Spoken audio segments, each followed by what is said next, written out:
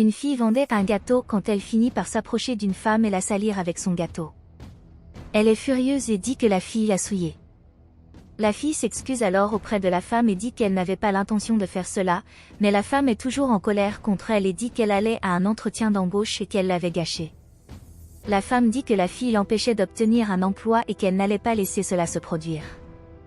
Elle salit ensuite la fille aussi, puis elle s'en va.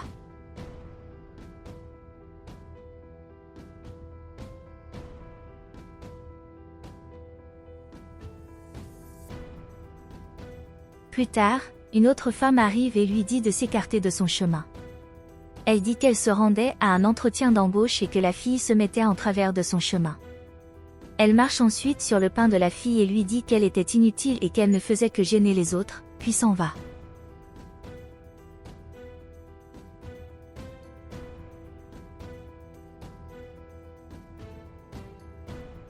À ce moment-là, un homme apparaît et dit à la fille qu'ils avaient presque fini. Il aide alors la jeune fille à se relever et lui demande de tenir le plateau. Il ramasse alors le drap qu'il tenait à la main et les photos des femmes qui sont passées. Il tend ensuite le plateau à la jeune fille et lui dit qu'ils finiront bientôt cette expérience.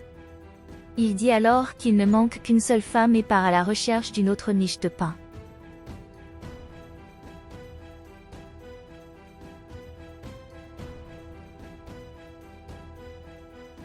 À ce moment-là, la fille commence à vendre son pain, mais finit par tomber sur une autre femme. Elle s'excuse alors auprès d'elle et lui dit qu'elle n'avait pas l'intention de faire ça. Elle dit ensuite que la fille n'avait pas besoin de s'excuser parce qu'elle savait qu'elle n'avait pas l'intention de le faire. La jeune fille lui demande alors si elle aimerait lui acheter du pain, mais elle dit qu'elle ne pouvait pas le faire car elle se rendait à un entretien d'embauche, mais qu'elle avait vraiment besoin de ce travail. Elle sort alors un billet d'argent de son sac à main et lui dit qu'elle peut garder cet argent et le pain, car elle savait que la fille devait avoir un besoin urgent d'argent. Elle souhaite ensuite à la jeune fille de bonnes ventes.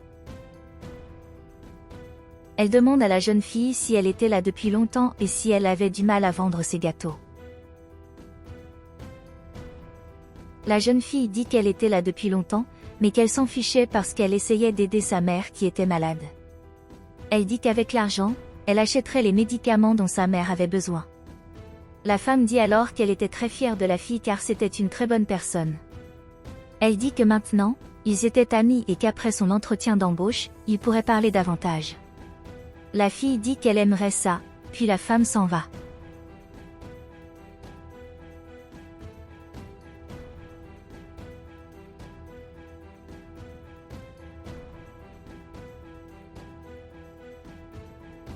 Plus tard, ils entrent dans la pièce et s'assoient.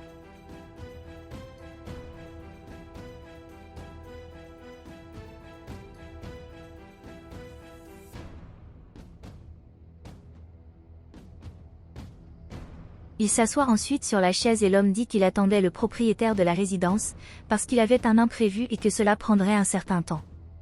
Il dit alors qu'en attendant, il pourrait manger ce pain et ses feuilles. Alors qu'il s'en va, la femme trouve les billets sous l'assiette. Ils en sont alors surpris. Elle dit qu'elle appellerait l'homme, mais l'autre femme lui dit de ne pas le faire. À ce moment-là, nous voyons que l'homme regardait tout ce qu'il disait.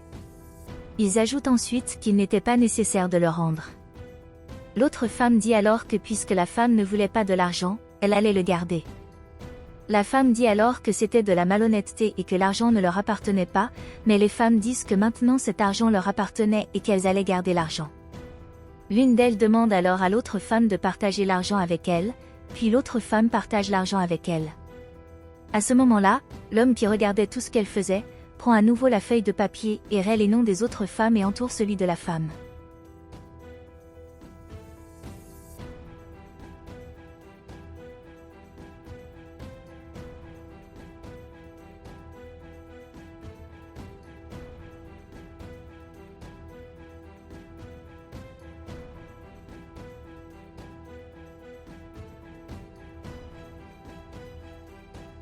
Plus tard, l'homme revient et dit qu'ils n'ont malheureusement pas pu continuer cette interview ce jour-là.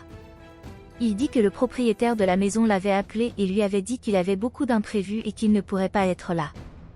Il dit ensuite qu'il pourrait fixer un autre jour pour pouvoir faire cette entrevue. Cela les rend furieux et l'autre femme dit qu'elle n'a pas aimé.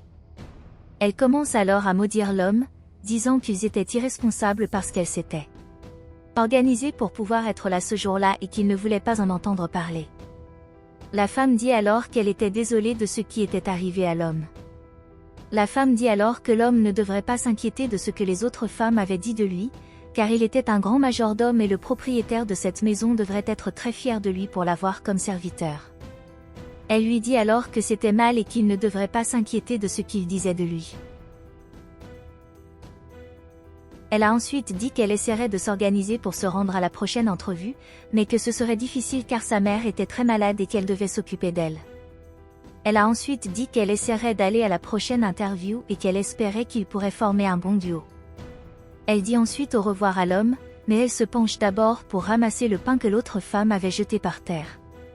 L'homme lui dit qu'elle n'avait pas besoin de s'inquiéter à ce sujet, parce qu'il allait le nettoyer. Elle dit alors que tout va bien et s'en va.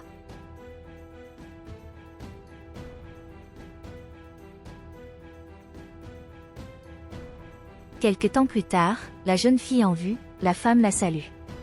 Elle salue alors la jeune fille, et à ce moment-là, la fille va traverser la rue, mais la femme se rend compte qu'une voiture arrivait et se précipite pour le sauver. L'homme sort alors désespérément de la voiture et se rend vers eux pour voir si quelque chose s'est passé. Il demande ensuite à la fille s'il allait bien, puis aide la fille et la femme à se relever. La femme a ensuite serré la fille dans ses bras et lui a dit qu'elle était heureuse qu'il n'ait pas été blessé. L'homme dit alors à la femme qu'il était très reconnaissant qu'elle ait aidé la jeune fille et que, grâce à elle, il n'avait pas été blessé. Pendant ce temps, les autres femmes regardaient tout et puis l'homme dit que même si elles ont vu quelque chose qui pourrait se terminer par une tragédie, elles n'ont rien fait. L'autre femme dit alors qu'elle ne voyait pas l'intérêt de risquer sa propre vie pour sauver la vie de quelqu'un d'autre et qu'elle ne le ferait jamais. L'autre femme dit alors qu'elle ne risquerait pas sa vie pour sauver la vie d'un enfant des rues, mais l'homme dit qu'elle s'est trompée et qu'elle pensait que ce garçon n'était qu'un enfant des rues. Elle est alors surprise par cela et demande de quoi l'homme parlait, puis il dit que le garçon était son fils. L'autre femme, éclatant de rire, dit qu'il était clairement le fils d'un domestique, mais l'homme dit qu'ils se sont trompés. Il lui dit alors qu'il n'était pas le majordome qu'il pensait qu'il était, ce qui la surprend. Il dit alors que, contrairement à eux, la femme ne l'a pas volé et il leur demande alors de lui rendre l'argent. L'autre femme rend alors l'argent à l'homme et dit qu'elle n'en avait pas besoin. L'homme dit alors à la femme qu'elle était une bonne personne et qu'elle a été embauchée parce qu'elle répondait à toutes les exigences qu'il voulait. Elle remercie ensuite l'homme pour l'opportunité qu'il lui offrait. Il a dit qu'il s'était rendu compte que la femme avait une mère qui était très malade et qui avait besoin de beaucoup d'aide. Elle dit alors oui, et ensuite, l'homme dit qu'elle n'avait plus besoin de s'inquiéter. Il lui dit qu'elle ne devrait plus s'inquiéter car il l'aiderait à payer le traitement de sa mère. Cela la rend très heureuse et elle remercie l'homme pour l'aide qu'il lui apportait. Elle dit ensuite qu'elle avait dit à l'homme qu'ils formaient un bon couple.